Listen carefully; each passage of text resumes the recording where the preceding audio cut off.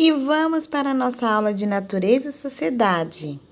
Página 66 e 67. Vamos ouvir a história? Fachada de uma escola no meio de árvores. Um aluno porco-espinho entra na sala. Acena timidamente para os colegas. Passa com dificuldade entre as carteiras. Senta-se ao fundo. Uma aluna raposinha acena para ele. Everyone but you. Dentro do ônibus escolar, ele tenta achar um lugar. Um porquinho põe uma mochila no assento vazio. A raposinha observa preocupada. Ele senta-se ao fundo. No pátio, os colegas jogam bola. Ele tenta pegar. A bola cai sobre sua cabeça. Fura. Decepção. Um porquinho empurra os colegas no balanço. Recolhe as mãos perto do porco-espinho. Ele entra tristonho no ônibus. A raposinha acena. Ele senta-se ao seu lado. Esbarra e fere o rosto dela com os espinhos. Olha pela janela. Neva lá fora. A escola está enfeitada para o Natal. Dentro, a raposinha cochicha com os colegas. Eles saem da sala. Ele sai da escola cabisbaixo. No pátio, os colegas lhe dão uma caixa de presente com um laço vermelho. Ele abre, tira ansioso os rolinhos de isopor à procura do presente. Olha desapontado para a raposinha. Ela pega os rolinhos e coloca na ponta de cada espinho.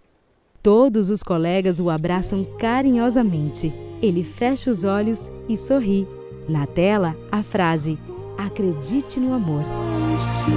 Audiodescrição: ver com palavras. Você já ouviu a história? Muito legal, né? Nós precisamos sempre estar ajudando alguém. Isso aí. E nessa página que eu vou mostrar para você, olha aqui. Viu ali? Nessa página tem várias frases. Na primeira imagem, essa imagem está falando o quê? Que nós precisamos ajudar os amigos. Isso. Lá na segunda imagem, nessa imagem, está falando o quê?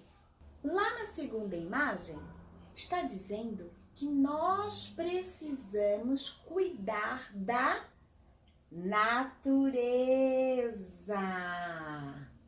Isso! Eu preciso cuidar da natureza e você também. Terceira imagem. Na terceira imagem, diz: ai, que abraço gostoso! Eu preciso ser carinhoso. Ai, que lindo, né? Lá na quarta imagem diz o quê? Vou até te perguntar. Você está ajudando a organizar a sua casa?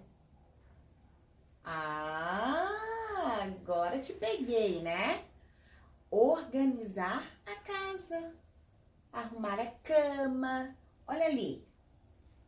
Viu só? Arrumar a cama. Isso. Tem que ajudar em casa, sim.